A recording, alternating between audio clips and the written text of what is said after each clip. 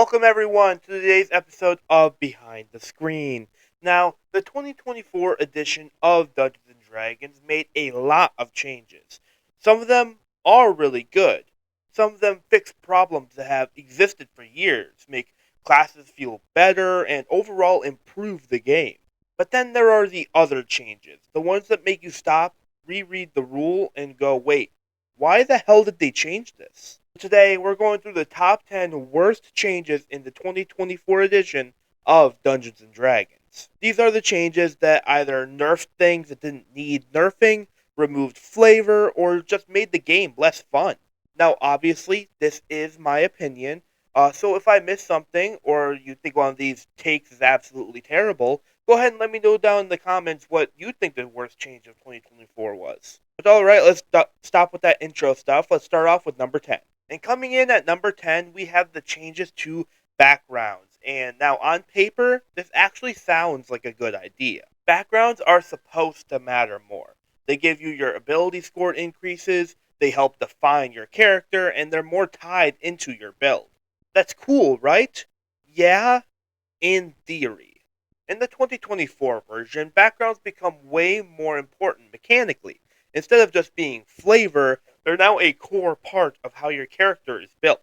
They determine things like your stat bonuses, your starting feats, and a big part of your character identity. The issue is, in trying to make backgrounds more important, they actually make them feel less personal. Because now, instead of choosing a background based on your character's story, you're choosing it based on what gives you the best stats to start with. Let's say you have this really cool character idea, a noble who lost everything.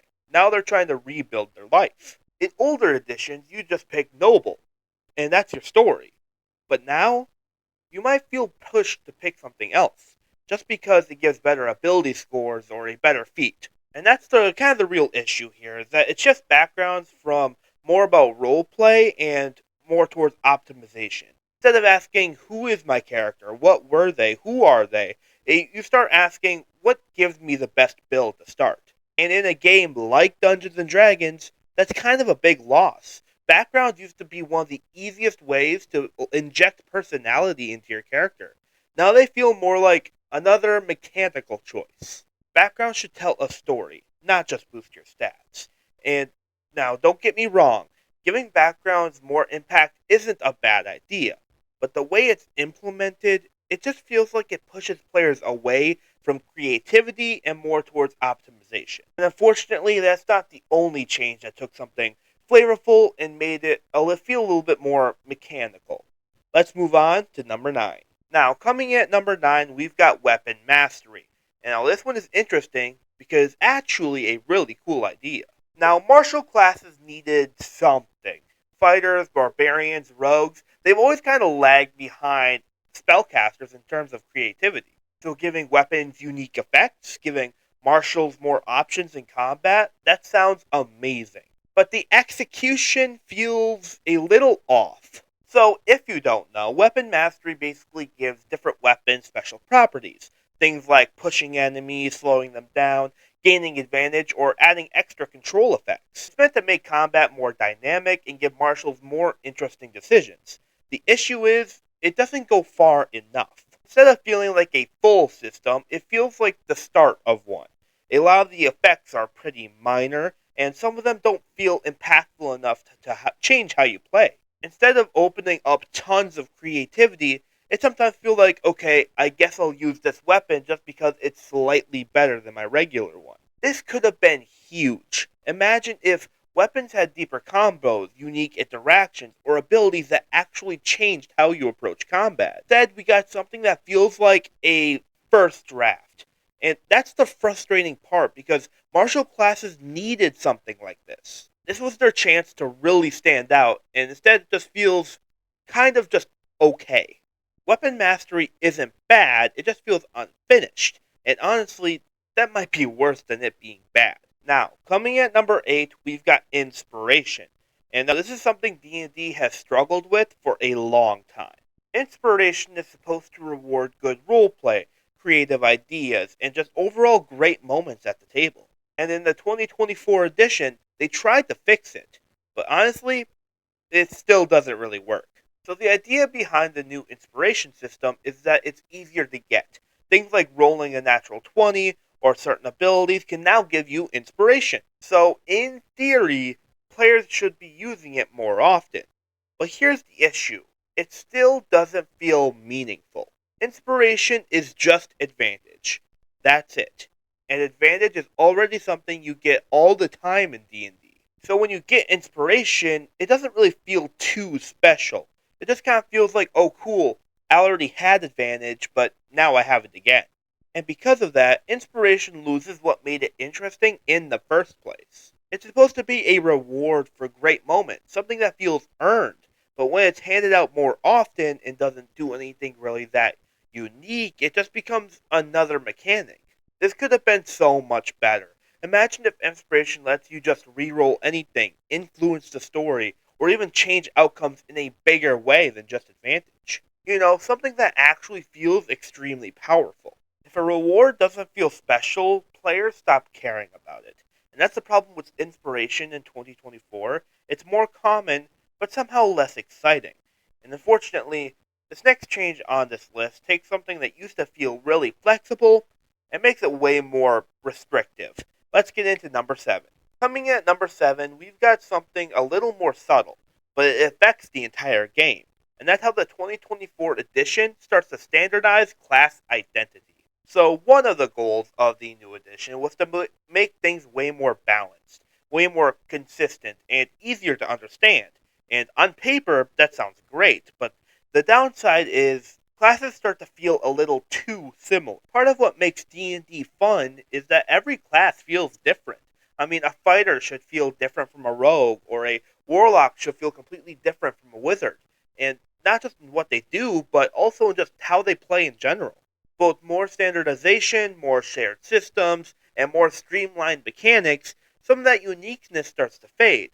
Instead of this class plays in a completely unique way, it becomes this class is a variation of something else. And that's where it becomes a problem, because if classes start to feel too similar, then your choice matters less. It's not what experience do I want, it's what version of this system do I want. And again, this hits flavor. D&D isn't just about mechanics, it's about identity. When you pick a class, you're picking a fantasy. And if those fantasies start blending together, it makes the game feel less special. Balance is important, but not at the cost of identity. Now, to be fair, not all of this is bad. Some consistency is good. It makes the game easier to learn. But if you go too far, you risk making everything feel the same. Yo, Hey, hey, what do you think is the worst change that D&D made in the 2024 edition? no fucking clue. Now, coming in at number 6, we've got changes to spell lists. Now, this one might not seem like a big deal at first, but it actually affects a lot of how classes feel. In the 2024 edition, spellcasting has been reorganized, you could say. Instead of every class having its own very distinct spell list, spells are now grouped more broadly. You've got things like arcane spells, divine spells, or primal spells, and classes pull from these categories. And again, this sounds good on paper. It's cleaner, it's easier to organize, it makes the system more consistent. But it comes at a cost. Because now, classes don't feel as unique in what they can do. Before, a class's spell list was part of its identity. A bard felt different from a sorcerer, or a cleric felt different from a druid. Not just because of abilities, but because of the specific tools they had access to. But when everything is grouped together, those lines start to blur. It becomes less about this class has these unique spells and more about these classes share this pool of magic. And once again, this hits class identity. If multiple classes are pulling from the same categories, they start stepping on each other's roles. It makes them feel less distinct and also more interchangeable. And the frustrating part is they could have had both. They could have kept the categories for simplicity's sake while still giving classes more unique access within them. But instead, it feels like we lost something important. And spell lists weren't just mechanics, they were part of a class's full identity. And while this change does make things a bit cleaner, it also makes things feel a little more generic. And speaking of things feeling more generic, the next change takes something iconic and makes it way less exciting than it used to be. Coming in at number 5, we've got changes to short rests. Now, this is one of those things that doesn't seem like a huge deal at first, but it actually affects the entire flow of the game. Now, short rests have always been kind of this weird middle ground for D&D. Not as big as a long rest, but still important for certain classes. Classes like warlocks, monks, or fighters rely heavily on short rests to function properly. The issue with the 2024 changes is that they don't really fix short rests, they just make them feel more awkward. Short rests were supposed to create pacing, a rhythm to the game. Fight, rest, recover a bit, keep going. But in practice, they've always been sort of inconsistent. Some tables use them constantly. Others, like my own table, barely use them at all. And instead of solving that problem, the changes just makes everything feel more uneven. Some classes still depend on short rests, while others barely care. So now you get situations where one player really needs a rest, and everyone else is like, we're fine, let's keep going, we don't need a rest. And that can kind of create tension at the table. Not the fun, story driven kind of tension, the annoying kind, where players feel like their class isn't functioning properly just because of how the group is playing. This was their chance to fix short rests completely. They could have made them more consistent, balanced classes around them better, or redesigned how recovery works. But instead, it still feels messy. If a core system doesn't work consistently, it doesn't really work at all. And unfortunately, short rests are still one of the most inconsistent parts of the game. Coming in at number 4, we've got changes to healing. Now, healing has always been a weird part of D&D. It's never been super strong, and most of the time it's been more about keeping people alive rather than actually restoring them. With the 2024 edition, healing has been adjusted, with a focus on making things more balanced and controlled, which again, sounds good on paper. But in practice, it just feels weaker. The issue isn't just numbers, it's how healing feels during gameplay. When you use a healing ability, it should feel impactful. It should feel like, okay, that helped, that mattered. But a lot of the time now, it feels like you're barely making a difference. You heal someone, and they're still one hit away from going down again. So instead of feeling like you saved them, it feels like you're almost delaying the inevitable. And this affects combat in a big way, because if healing isn't impactful, players stop relying on it. It becomes less of a strategic option and more of a last resort. And that takes away from classes that are built around support. Clerics, druids, anyone who's supposed to be helping the party stay alive. If their abilities don't feel strong, it makes those roles feel less rewarding. And this could have been a chance to make healing more interesting. Not just stronger, but more dynamic, something that actually changes the flow of combat. And if healing doesn't feel impactful, players stop caring about it. And right now, it just doesn't hit the way it should.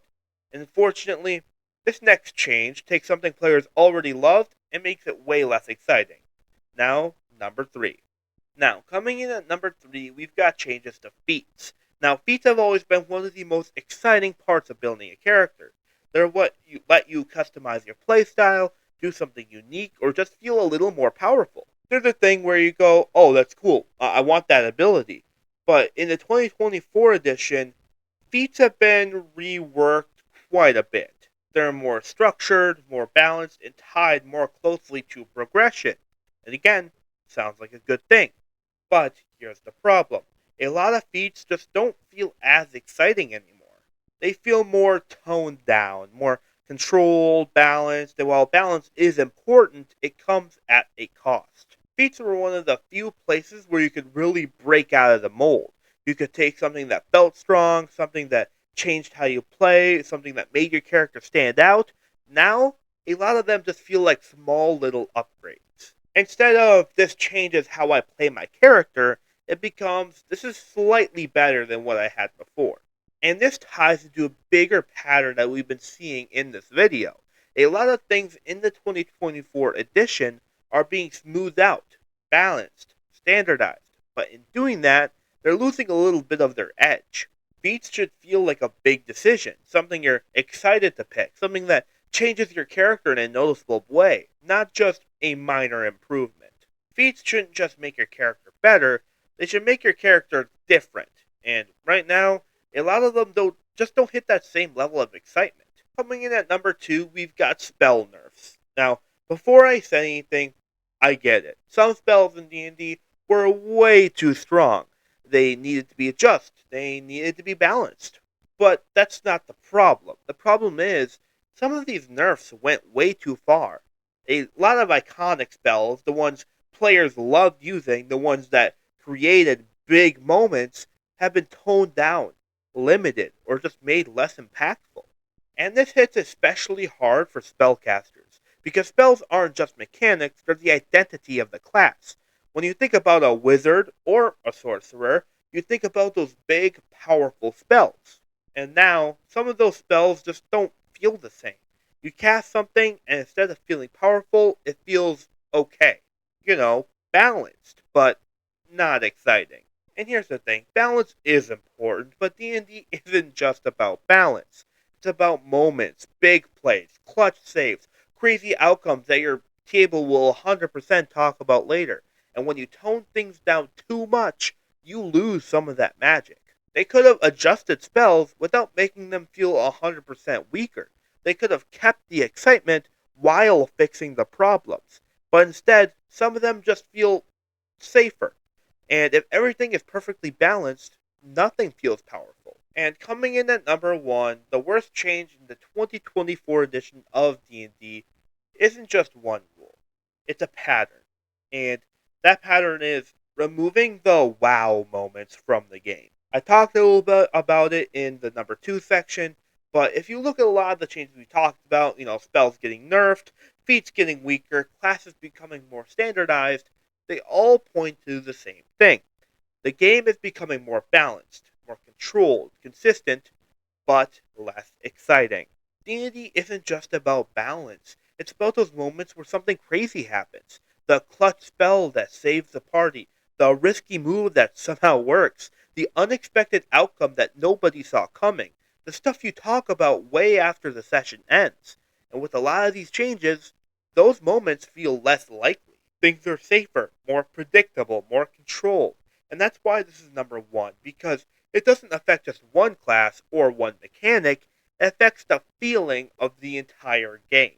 D&D works best when it's a little messy, when things didn't go exactly as planned, when players can do something unexpected and the game lets it happen. And it feels like, in trying to make everything more balanced, we've lost some of that chaos, some of that unpredictability, some of that magic, I guess you could say. The best moments in D&D aren't perfectly balanced, they're unforgettable. And that's why this is the worst change, because even if everything works better on paper, the game feels less exciting, and something important got lost along the way. And those are the 10 worst changes in the 2024 edition of Dungeons & Dragons. Now, obviously, not every change is bad. There are definitely some really good things in this edition, and I'll probably make a video talking about those too. But those are the ones that, in my opinion, either missed the mark or made the game feel a little less fun. But I want to hear from you. What change do you think is the worst? Did I miss something? Do you disagree with anything on this list? I'd love to hear your feedback in the comments. If you enjoyed this video, make sure to hit the like button. It really helps the channel grow and lets me know you want more content exactly like this one. And if you're into D&D, rankings, hot takes, and DM advice, consider subscribing. We've got a lot more coming. This has been Behind the Screen, where the dice roll low, the panic is real, and the stories are always worth it. I'll see you next session.